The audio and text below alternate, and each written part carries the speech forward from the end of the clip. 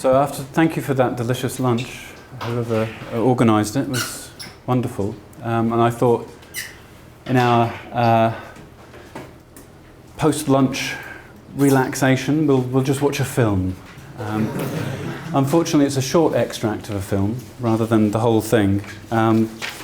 What I want to do is to explore some of the ideas that we've been talking about through the use of an extract of a film. We saw in Paul's paper yesterday that, and I'm quoting here from the paper, that difference pervades our lives not as something static, but as something ceaselessly developing and unfolding. And these differences are positioned and shaped through a continuing processes of mutual recognition. So in this presentation, I want to explore these by looking at 7 or 8 minute extract of a 1976 film by the British director Nicholas Roeg. This is The Man Who Fell to Earth. Has anyone seen the film, The Man Who Fell to Earth? It's an interesting film. So in my reading of this particular extract, I want to highlight the distinction between interior and exterior. Okay, so that's what I'm interested in looking at.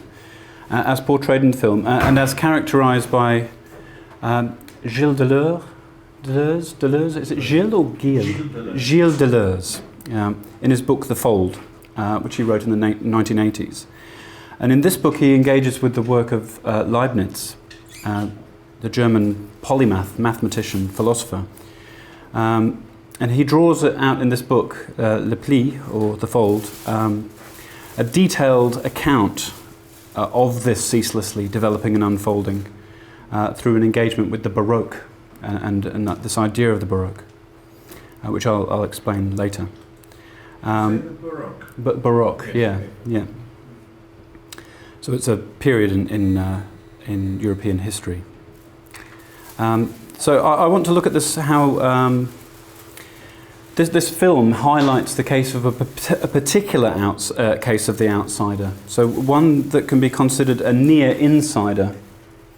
So for someone for whom there's a degree of recognition is afforded. And that will allow us to look at some potentially interesting things, I hope. So to get you up to speed to this scene in the film, this is about halfway through the film. This is based on a 1963 book a novel by Walter Tevis. And in this book, and in the film, the key protagonist is an alien, Thomas Jerome Newton. It's played by the late David Bowie. And he feels very much an outsider in his dealings with the people of the earth to which he has fallen. And indeed, he is an alien in the interplanetary sense. He's a visitor on a mission to save his family from the ravages of a drought on his home planet. So that's why he's here. He's convincingly disguised as a human being, although he does look like David Bowie in 1976. And he's able to pass himself off as an insider, and through his technical knowledge and capabilities, he's able to amass a great deal of wealth. Okay, so he becomes a very, very wealthy billionaire, and his power then enables him to initiate a private space project, a space program in which he intends to bring water to his home planet. And crucial to the success of this space program is a scientist, Dr. Nathan Bryce, played by the actor Rip Torn. He's a disillusioned former college professor whom Newton has employed to help devise a means of conserving energy. Okay. So at Newton's command, he's summoned Bryce to Newton's own residence, a private residence in the American West, on a lake. So this is where we start the film. And he's kept Bryce waiting for several days in a guest house. And Bryce has filled in his time drinking and fishing. And he's never met Newton before, and he's looking forward to this meeting. And so we start the film at that particular point. What I'll do is I'll just play the film, and I've got a short summary of the things that we're about to see, but I won't hand these out until we've seen the extract, so you can concentrate on the film itself. Okay. So In The Fold, this book by Gilles Deleuze, he presents an allegory that seeks, amongst other things, to understand the relationship of interior and exterior in terms of the Baroque. And the Baroque here refers to a movement in art and architecture in the early and through the 17th century in Europe. And it's known for its bold, direct style and its use of, to modern taste, of often excessive detail. In architecture, it's characterised by a grand facade that opens into a series of cavernous chambers that lead into successively smaller and more intimate spaces. So taking the innovations of Leibniz as his starting point, Deleuze characterises the Baroque as a house with two levels. It has a lower level and an upper level. And these levels correspond to what engages with the material, the external and the sensory, and that's the lower level. And that which leads up and into an internal space. This is the upper level, corresponding with the soul. And he uses Leibniz's term, the monad, which is sealed from the outside and self-contained. And notice here, we've already got a distinction. He's not making a distinction between outside and inside. He's making the distinction between upper and lower levels. And the world, in this conception, is already in. It's already on the inside. These levels, upper and lower, the world and the soul, intersect through an infinite series of folds. One inside the other, or caverns within caverns, as Deleuze puts it. So in viewing our world this way, what he's seeking to do, amongst other aims, is to reconcile the closed-off internal realm of the mind and subjectivity with the open external realm of materiality in the world. And he sees both inside and outside in a state of continuous interplay. And as with so much of Deleuze's work, there's a great deal more to it than this. But what I want to focus on is this allegorical image, if you like, of this image of the house with its two levels, because I think it's a useful tool for understanding what's going on in this scene and the anxieties of the man who fell to earth. So in Thomas Jerome Newton, we have the ultimate outsider. You see, he's a non-human alien from another planet who, through the possession of certain qualities, can pass himself off as human. And near enough simulations of the insider culture. In this case, it's America in the 1970s.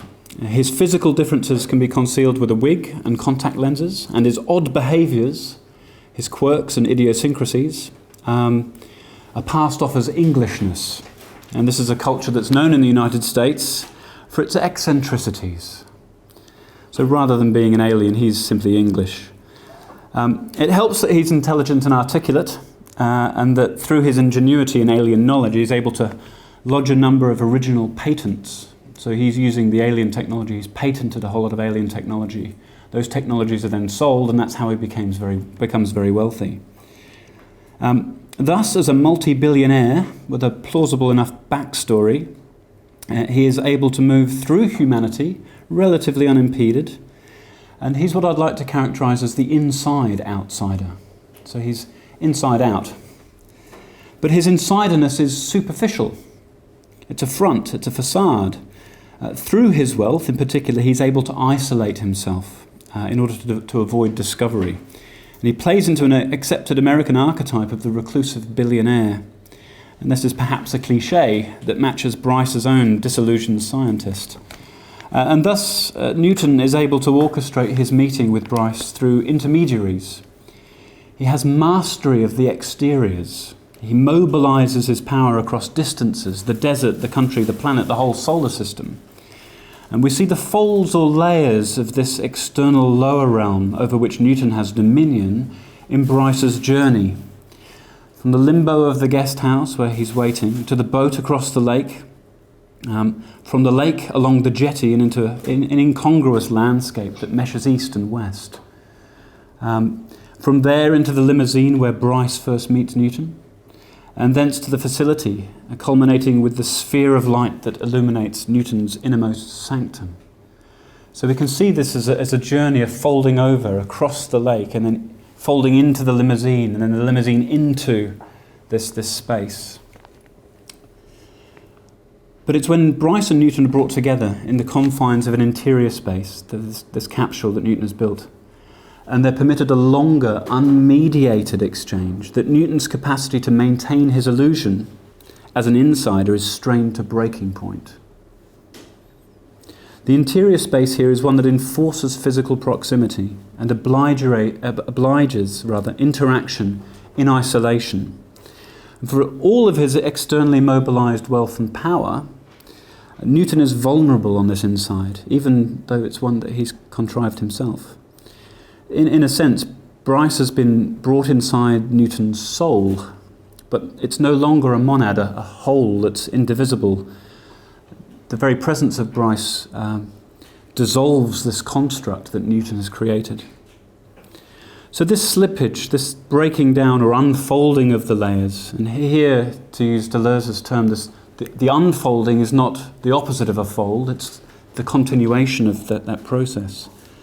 This unfolding that breaks down the layers to protect Newton's constructed self, it's initiated really when the phantom visitation of the night before is perhaps unconsciously alluded to, where he says, "Don't be suspicious," which is something that they've exchanged before.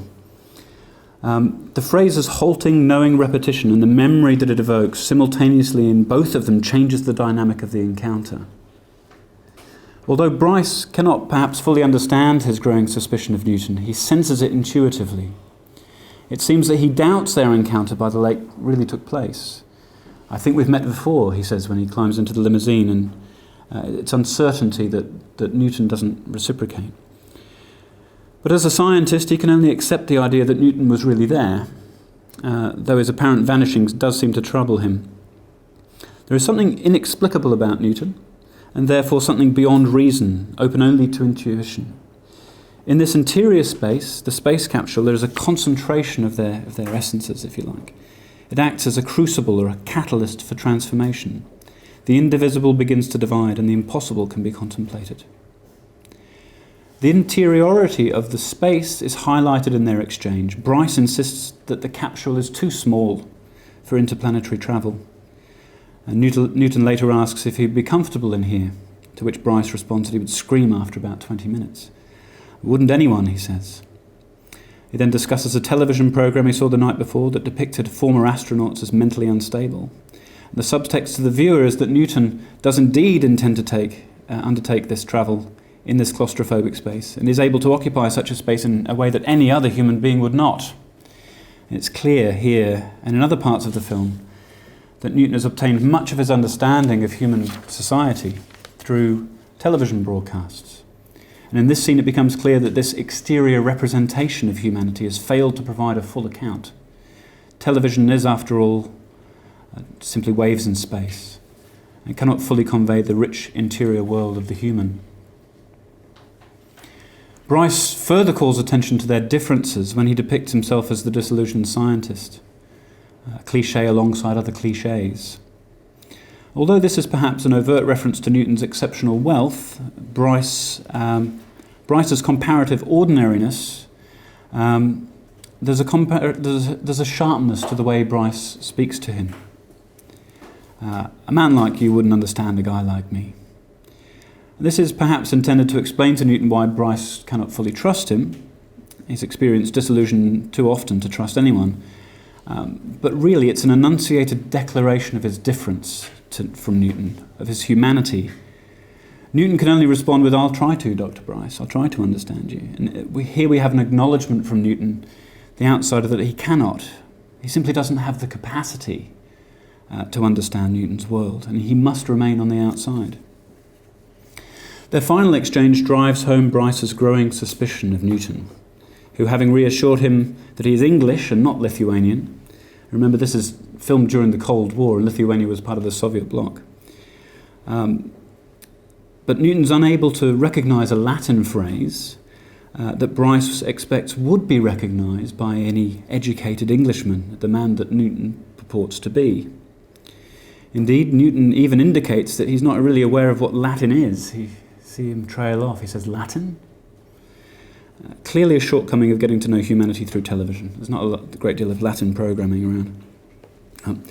Newton's lack of a rich and detailed understanding of the insider culture, folds that extend infinitely inwards, has been exposed.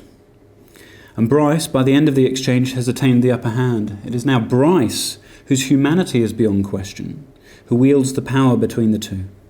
And this represents a full reversal, given their relative status at the start of the exchange. When Newton's command of the external world gave him all the overt power in the relationship, with Bryce as the outsider, brought within. But Bryce's command of the interior realm of humanity makes out that he is the true insider and has exposed the outsider's pretense.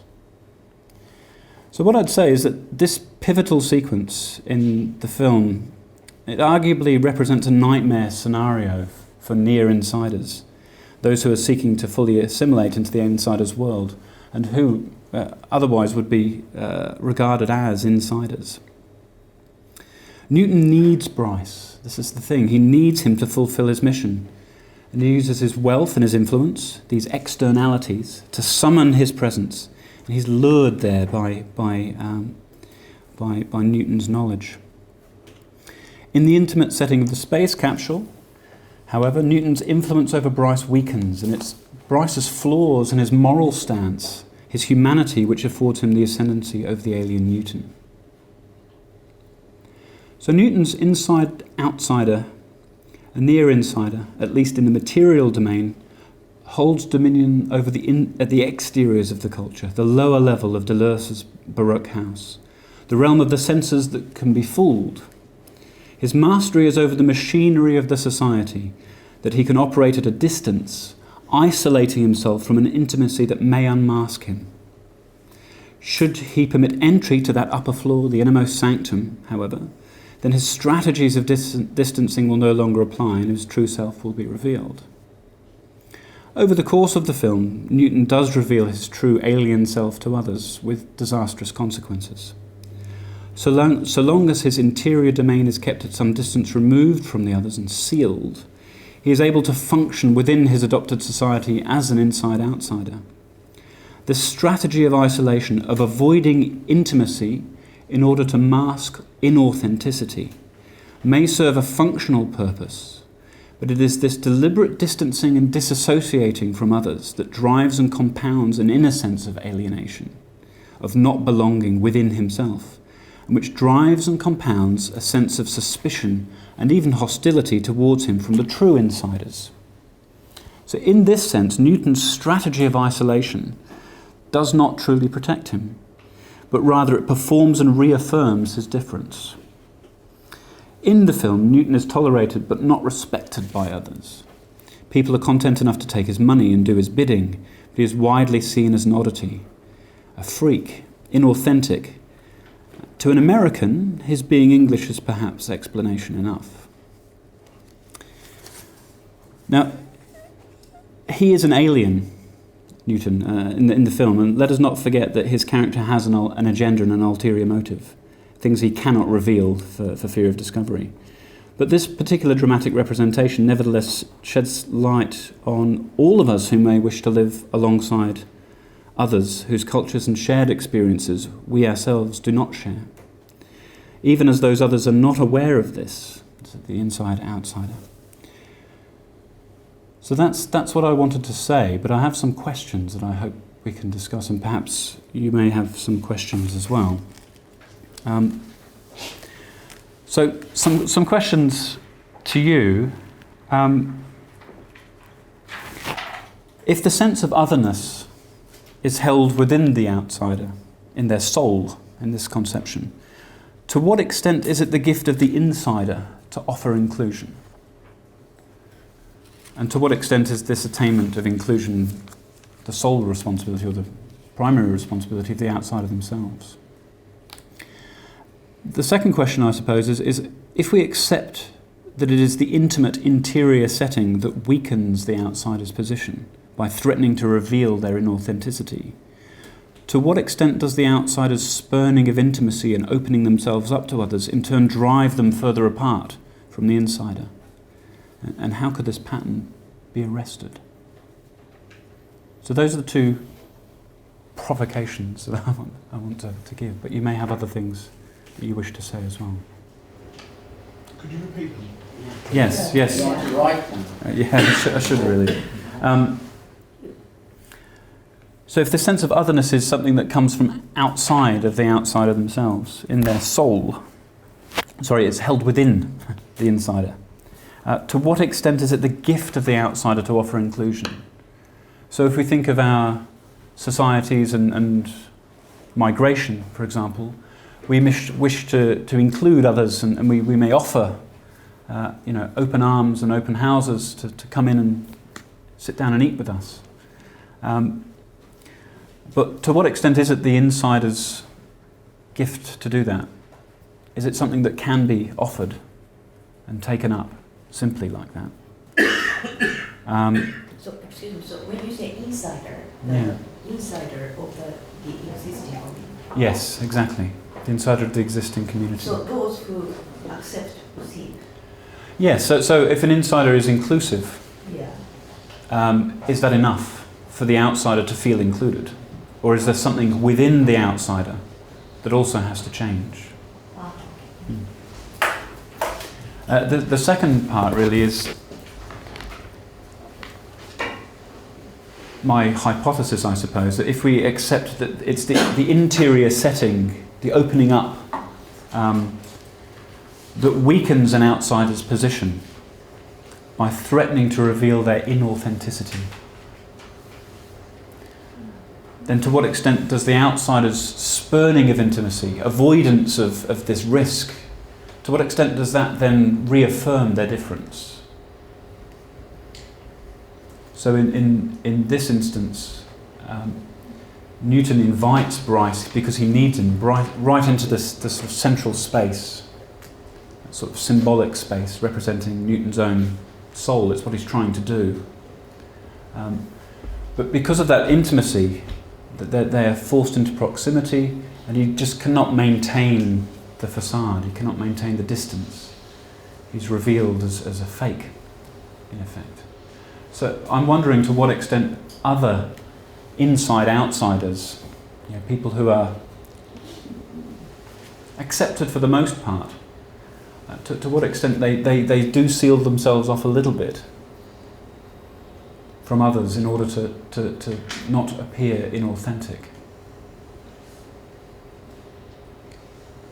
And I should say that in my own experience, the way I came to this, many of you have heard this story, so forgive me for repeating it, but the reason I chose this particular extract and these particular themes is because this is my experience of anxiety and inclusion. Because I am British and I was born in England and I have English children and an English mortgage and an English house and an English job, but I don't feel English. I'm Australian, that's how I feel. Although if I go back to Australia, I feel different again, which comes back to Kassan's question of when do we ever feel at home. But that's another matter. How many years have you been in Australia? I lived in Australia for about 18 years. 18? 18. From the age of about 10? No, from 14 to whenever that takes it, early 30s. And 10 years now in England. Cumulatively, I've now lived longer in England than I have in Australia. So in pure metric terms, I'm more English than Australian.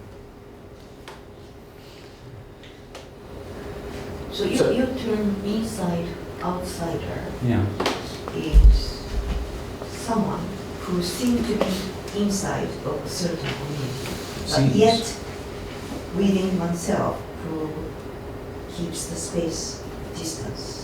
Yes, yeah. Where an inside-outsider wishes to... there's always a risk at the heart of any connection with others. Because what happens is that you risk a sense of inauthenticity.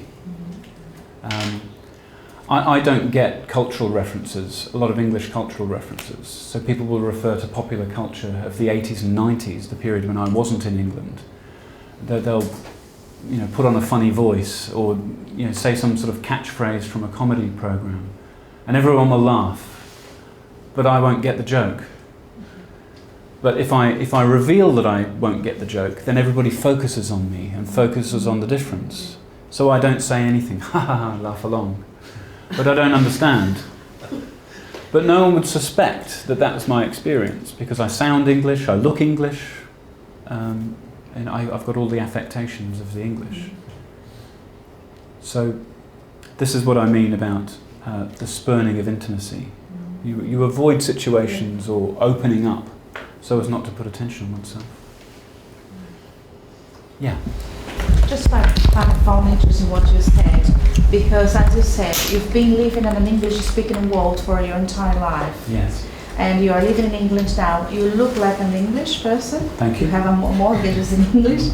But then, if you transfer that to the migrant, that sometimes you have live in a certain country, second or third generations of a certain ethnic group that's not similar to the natives. And although they speak fluently, they know the jokes because they were born in that country, they may not look like the others. So this difference, they only identify on you when you don't laugh at the same jokes, when you miss certain things that they think that is a shared thing, because you look so familiar in terms of aesthetically that then they just found out when you are not able to accompany because you were not brought up in that culture. So I'm just wondering if there is an aesthetical dimension in that thing of inclusive, when the other may have much more familiarity of being brought in that culture, being born there, but physically is something that's identified straight away that we are not a member of the wider society. Yes, I mean, I've had experiences where I've been with British Asian people, and other white British people have treated my British Asian friend as the foreigner, but they've grown up all their lives in Britain, and I haven't. So it's sort of what I was really interested by this is that there's my experience is a marginal case, if you like. It's at the edges of what constitutes an inside and outside experience in some ways. But it's at the same time, because the difference in kind is great to a migrant who doesn't speak the language, who looks different, has different cultural experiences, comes into a community and is very much alienated by that community. In my case, that doesn't happen, and yet there is still a sense of difference. I think perhaps it goes back to what we were talking about, the point that was raised in our discussion earlier about equivocity and univocity. That even within the smallest unit, there is a sense of alienation. The other example that springs to mind is particularly previously in British society, and thinking in the 60s and 50s and before, where homosexuality was prescribed. People would be able to pass themselves off as straight, simply because they don't look gay or effeminate, or all of these kind of cliches. Stereotypes. So that's another example of an inside-outsider, someone who looks just like you and me, but isn't, in a sense. So, does anyone else have anything to say about? What did you think of the film? Doesn't David Bowie look great? Bit too thin, yeah.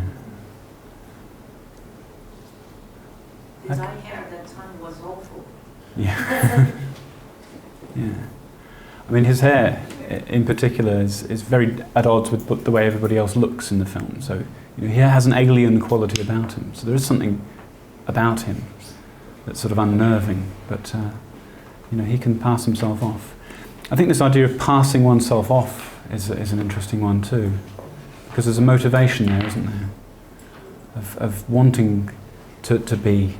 Now he has good reason, he's an alien from space, but to pass oneself off, why would one want to do so? Why not revel in difference? Particularly if you're on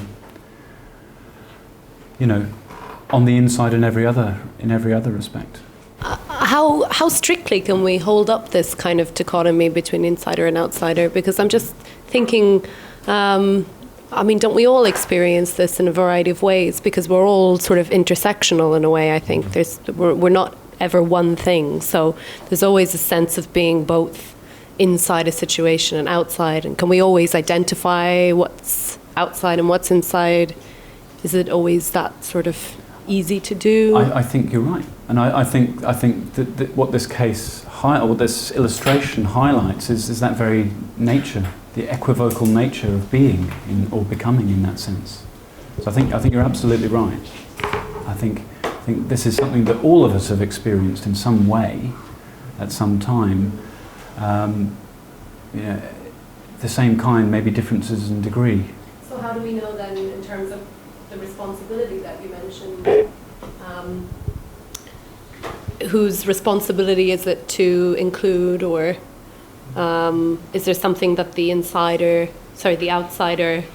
needs to change? I'm getting confused about the terms. I mean, how do we identify responsibility and who's responsible for what if we can't identify? Well, I think this comes back to my bringing in Deleuze here. This is a process that is continually being undertaken. It's the sort of the breathing of reality, as it were. In Nietzschean terms, I suppose, if you're always waiting for others to include you, you sort of become reactive in that sense. You blame others for not including you. So in that respect, there's something of action that's required on the part of the outsider, to act one's reaction, to sort of, and it's not to make an effort to assimilate. That's far too simplistic. But to realise that it's not simply, what I was fishing for, I suppose, is it's not simply the gift of other people to confer acceptance upon you. Because even if they confer it, you may not still really feel it. It's that something that you have to do. That could get very dangerous, though, that idea. If we think about marginalised people and it can get to a sort of a level of almost victim blaming or victim, putting the responsibilities on the victims. We could conclude that we shouldn't try to accommodate anybody or include anybody. It's up to them. Yeah. But I'm not sure that that's the conclusion I want to reach. Do you have, from Deleuzean perspective, do you have any response to your first question? Your first question is like, what was your first question? What can insider, outsider can offer to the insider? Well, Insider? The sense of inclusion being the responsibility to some extent. That's kind of what Alice and I were talking about. Yes, but you said that it is difficult to draw the clear line between inside and outside. And outside can, from Deleuzean perspective, outside can anytime become inside. And we are talking about the Möbius strip. Yes, the Möbius strip. Yeah. I mean, what Deleuze sort of takes from Leibniz is this idea that although he uses the term monad, which is, if you like, a singularity, the smallest or simplest level of perceptual reality. And it's a concept that I struggle with, to be honest. But I think what he would say there is that these monads, these moments of thingness, are being created and dissolved all the time, and they're being negotiated perpetually. I think the point I wanted to make with the inside-outsider is that if they simply wait for acceptance, if they simply hope that something happens from without,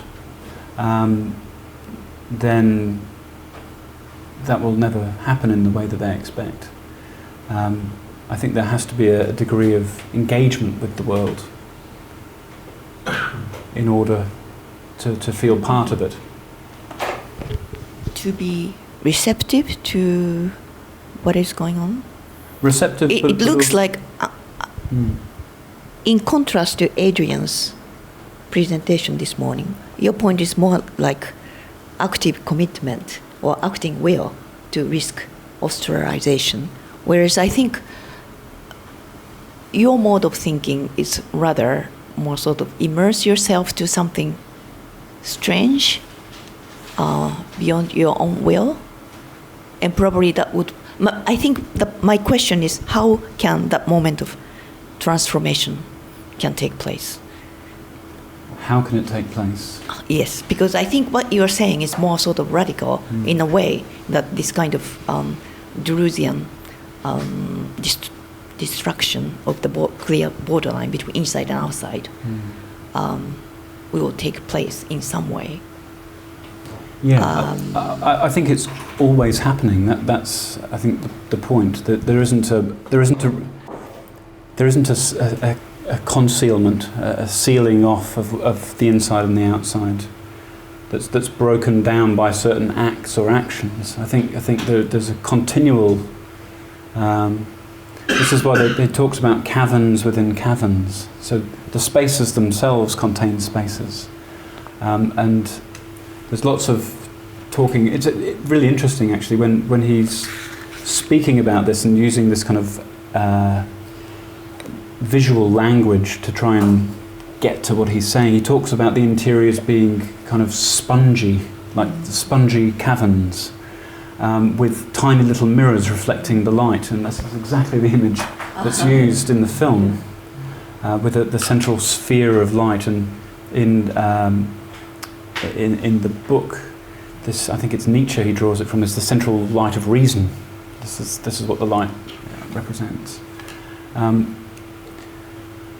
But the awareness of being an inside-outsider is merely a moment, if you like. I think, as Alison was sort of intimating, that this happens to all of us at all the time. You can think of it as a whole. You can think of it as a monad, as a thing, but you can think of it in other terms as well. So it's we're not stuck in it. We're continually able to move out of it if we desire, potentially. I thought of two contrasts that I think are in the territory of what you're talking about when you were talking about yourself, and you're very articulate about your own position or where you find yourself in life now. But one contrast would be between recognition and hospitality or acceptance. Mm-hmm. Hospitality, as it's worked through by Derrida, for example. And in recognition, in the politics of recognition, very often there's a desire to name something, have it specified, have it articulated very precisely. I got the impression from what you were saying about yourself that you didn't really want that to happen, because as soon as it's all spelled out, the focus is on you, yes, and it's disrupted the whole social relationship, and in a sense misidentified you, misrecognized you. Whereas hospitality is a kind of unconditional giving of food, welcome, shelter and so on, without wondering who someone is or what ethnic group they come from or what language they speak or anything like that. So with that contrast, the hospitality thing seems to work more closely with what you're after. The other contrast, which is related, is between confession, as in the TV confessional. Oprah Winfrey, do you know who Oprah Winfrey is in Japan or not? You don't know Oprah Winfrey? Right, so this is a tremendously successful black American TV chat show host who does confessional discussions with people and has them say extraordinary things about their lives to millions of people. But that kind of confession, which of course is very much part of our age in the culture of therapy, contrasts with what in French they call pudeur. Pudeur is the opposite of impudence, but pudeur is a kind of restraint, a kind of holding back. I've been told that it's a bit like hatsugashi in Japanese. Hatsugashi. Yes. So this is, this restraint thing, this not seeking to articulate things, holding back from things, which seems to be more, it seems to open a social space, or a space to be, whereas the confessional doesn't. It kind of fixes people. So the more restrained option in each of these cases, hospitality or pudeur, as I said, goes with a Deleuzian monad that allows something to come into being and then to dissolve. He likes the word dissolve in relation to identity. It's the opposite of identitarian thinking in Adorno's terms. Okay. I don't know if that seems to relate. It does. I think in this particular film, what we see on the screen here is the moment when Bryce refuses to recognise Newton through the Latin terminology. What you don't see, of course, is in the next scene. What Bryce does is he sets up an X-ray machine in his house to take an X-ray photograph of Newton to see if he's really human. So he suspects this thing because some of the technologies he's introduced have been quite wondrous. So at this point he's beginning to suspect that he's not all that he seems. But you see the look on his face. He's now downcast. He's no longer the insider in the situation. He has become the outsider through a lack of recognition, if you like.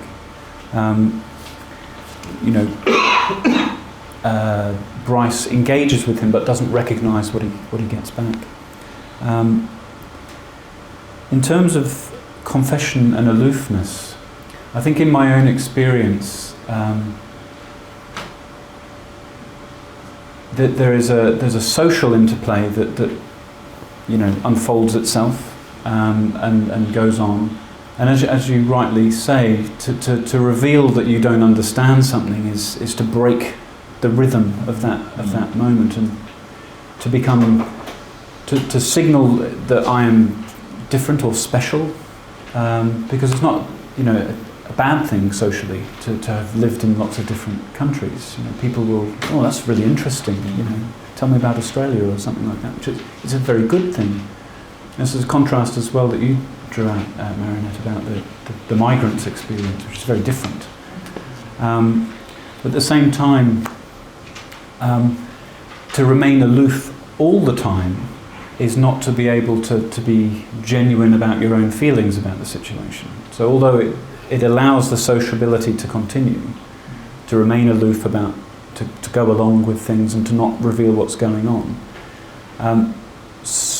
that builds up a sense of loneliness, if you like, or alienation or disconnectedness from a place. You can't truly feel at home because you're hiding something, you're concealing something, which goes back to Alison's point of when, and Cassan's point, when are we ever truly at home? Aren't we always hiding something so as not to break a particular sequence? Well, sorry, could I just say, whether or not something's been hidden depends partly on how far there's an expectation that people should let it all hang out, how far they should be expected to be upfront and open about everything. Yeah. Sorry, Naka. Yeah. I thought what you have just mentioned is related to what we read on the first day, explicit difference, like explicit and implicit. Yes. To make it explicit is to change the dynamic. Yeah.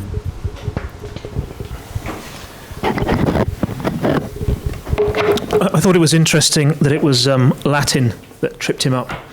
Latin came up in our conversation this morning, didn't it?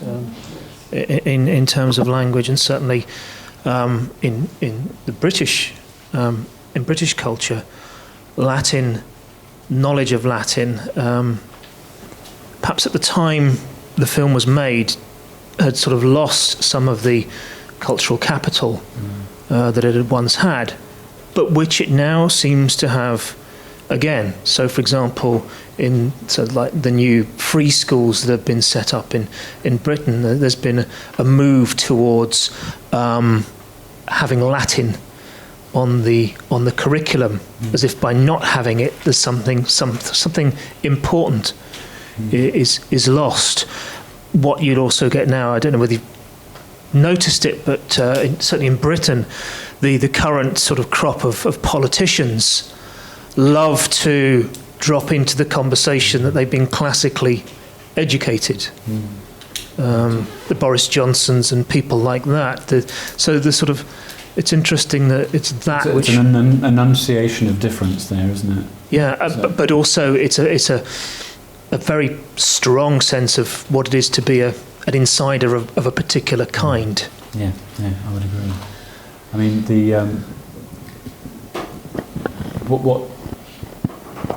one of the points that I made in the discussion there was that Newton's got all of his knowledge of human culture from television broadcasts, and Latin isn't. It's a form of very much an insider language and form of exchange that he's simply just unaware of, and he doesn't even know what Latin is, because in the popular culture of the 70s, it's not included in those broadcasts. So he simply doesn't know it, and it's like in England in particular. I don't know if anyone at the Japanese audience know this, that a lot of place names are pronounced a particular way that are only really known to those people who live there. And when someone comes in and pronounces a name incorrectly, they're automatically, you know that they're an outsider. A little bell goes off.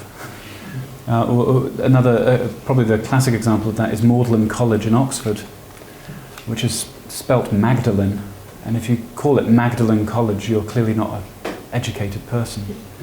So there are lots of linguistic traps in English that seek to catch people out, and you've got to be able to